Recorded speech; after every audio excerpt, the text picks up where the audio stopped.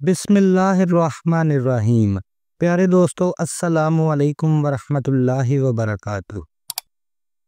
رسول اللہ صلی اللہ علیہ وآلہ وسلم نے ارشاد فرمایا کہ پہلے زمانے میں ایک بادشاہ تھا۔ اس نے ایک جادوگر رکھا ہوا تھا۔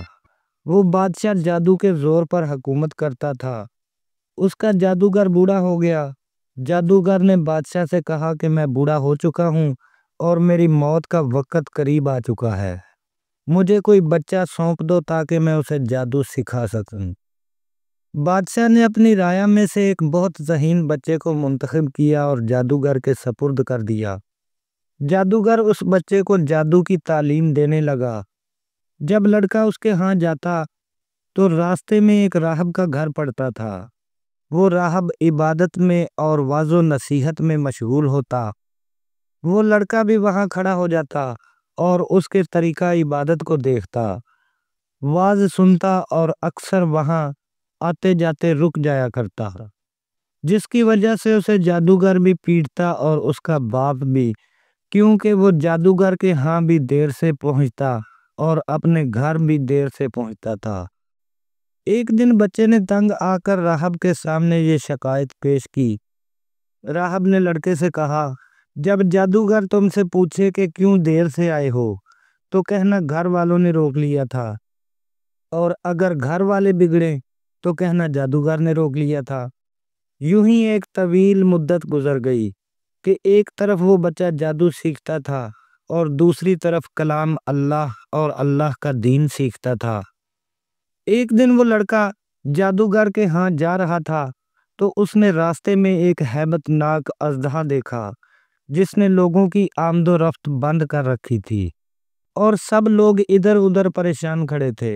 اس لڑکے نے سوچا کہ آج میں امتحان لوں کہ راہب کا دین خدا کو پسند ہے یا جادوگر کا۔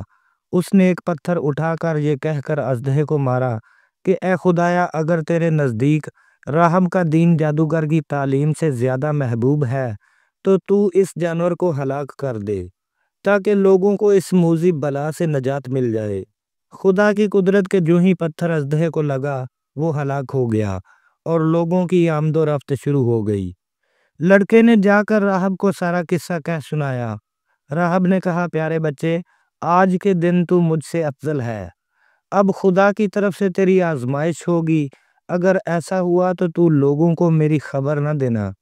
پھر ہوا یہ کہ اس لڑکے کے پاس حاجت مند لوگوں کا تانا بانا لگ گیا، کیونکہ اس کی دعا سے مادرزاد، اندھے، کوڑی، جذامی اور ہر قسم کے بیمار اچھے ہونے لگے۔ بادشاہ کا ایک وزیر بھی نابینا تھا۔ اس کے کان میں جب یہ خبر پڑی تو وہ بڑے تحفے تحائف لے کر اس لڑکے کے ہاں حاضر ہوا اور کہنے لگا کہ مجھے شفا دے دے تو یہ سب کچھ تجھے میں دے دوں گا۔ اس نے کہا، شفا میرے ہاتھ میں نہیں، میں تو کسی کو شفا نہیں دے سکتا۔ شفا دینے والا اللہ وحدہ لا شریک ہے۔ اگر تو اس پر ایمان لانے کا وعدہ کرے تو میں تیرے لیے دعا کرتا ہوں۔ وزیر نے اقرار کر لیا۔ لڑکے نے اس کے لیے دعا کی تو اللہ تبارک و تعالیٰ نے اسے شفا دے دی۔ وہ بادشاہ کے دربار میں آیا اور جس طرح وہ اندھا ہونے سے پہلے کام کرتا تھا اسی طرح کام کرنے لگا، کیونکہ اس کی آنکھوں کی روشنی واپس آ چکی تھی۔ جب بادشاہ نے دیکھا تو تعجب سے پوچھا کہ تجھے آنکھیں کس نے دیں؟ اس نے کہا، میرے رب نے۔ بادشاہ نے کہا، یعنی میں نے دی ہیں؟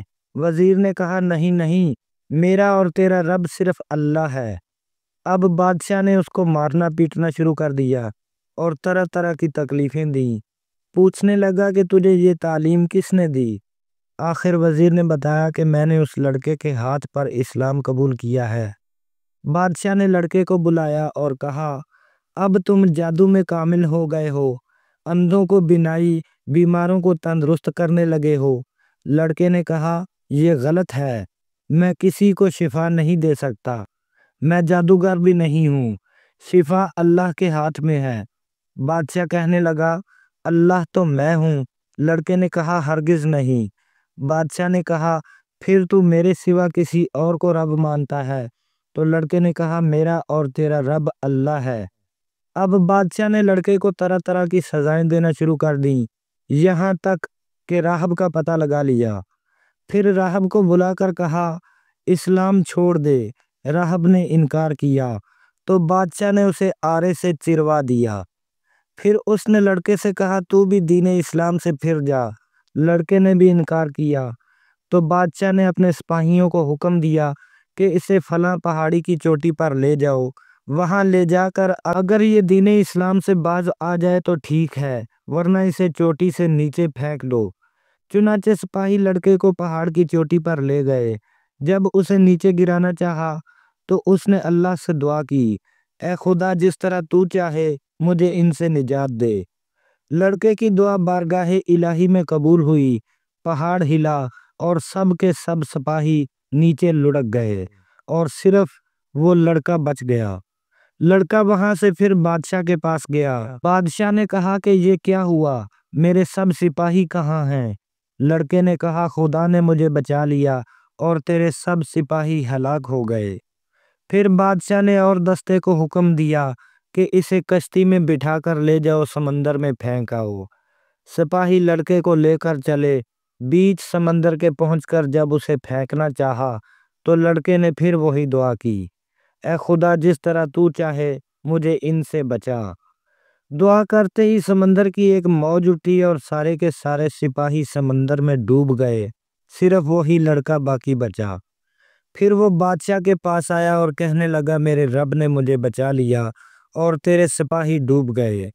اے بادشاہ تو چاہے کتنی بھی تدبیریں کر لے تو مجھے ہلاک نہیں کر سکتا، صرف ایک صورت ہے، وہ یہ کہ جیسے میں کہوں اگر تو اس طرح کرے تو میری جان نکل سکتی ہے۔ بادشاہ نے کہا وہ کیا ہے؟ لڑکے نے کہا تمام لوگوں کو ایک میدان میں اکٹھا کرو، پھر کھجور کے تنے سے مجھے سولی چڑھاؤ اور میرے ہی تیر کو میری ہی کمان پر چڑھا کر اللہ کے نام سے جو اس لڑکے کا رب ہے پڑھ کر تیر میری طرف پھینک، وہ مجھے لگے گا اور میں مر جاؤں گا۔ بادشاہ نے ایسا ہی کیا، تیر لڑکے کی کنپٹی پر لگا، اس نے اپنا ہاتھ اس پر رکھا اور راہ خدا میں شہید ہو گیا۔